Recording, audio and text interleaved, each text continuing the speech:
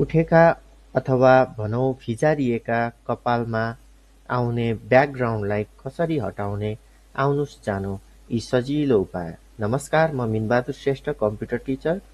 हामीले ब्याकग्राउन्डमा हटाउनको लागि magic one tool को सहायताले पनि गर्न सक्छौँ। जस्तै म्याजिक वान टुलले हामीले चाहिँ सिलेक्ट गरेर ब्याकग्राउन्डलाई डबल क्लिक गरेर ओके अनि डिलिट गरेर हटाउन सक्छौँ। तर यसो गर्दाखेरि यो फोटोमा यहाँनिर चाहिँ कपालमा व्हाइट ब्याकग्राउन्डहरू चाहिँ आइरहेको हामी देख्न सक्छौँ।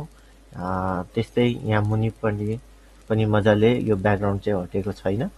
र यसलाई चाहिँ हामीले कसरी स्मुथ तरिकाले, कसरी क्लियर तरिकाले चाहिँ गर्न सकिन्छ भन्ने विषयमा आज म तपाईहरुलाई सिकाउन गइरहेको छु। सबैभन्दा पहिले चाहिँ हामीले फोटो सिलेक्ट गर्नुपर्छ। फोटो सिलेक्ट गरिसकेपछि हामीले यो फोटोको जुन ब्याकग्राउन्ड व्हाइट ब्याकग्राउन्ड छ, व्हाइट ब्याकग्राउन्डलाई हटाएर यस्तै प्रकृतिको फोटोमा जसरी कपाल उठेको छ त्यसरी नै हामीले कपाललाई चाहिँ राख्ने र ब्याकग्राउन्डलाई मात्रै हटाउने हो भने सबैभन्दा पहिला चाहिँ हामीले फिल्टरमा गएर एक्सट्र्याक्ट भन्ने मेनुमा जानुपर्छ र त्यसपछि हामीले चाहिँ फोटोलाई चाहिँ हाइलाइट गर्नुपर्छ। फोटोलाई यसरी बिस्तारै बिस्तारै हामीले चाहिँ हाइलाइट गर्दै जानुपर्छ। छेउछेउमा व्हाइट ब्याकग्राउन्ड यदि त्यहाँ कपालमा देखिएको छ भने त्यसलाई मजाले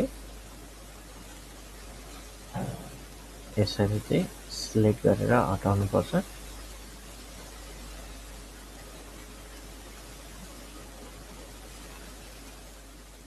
यति गरिसकेपछि हाम्रो यहाँनिर फिल टुल छ र फिल टुलमा हामीले यसलाई फिल गरिसकेपछि यहाँनिर चाहिँ स्मुथ भन्ने छ। स्मुथलाई थोरै हामी बढाउँछौँ र ओके गरिदिसकेपछि हाम्रो ब्याकग्राउन्ड पुरा रिमुभ हुन्छ र यसमा चाहिँ हाम्रो व्हाइट कलरको जुन ब्याकग्राउन्ड छ त्यो चाहिँ रहँदैन।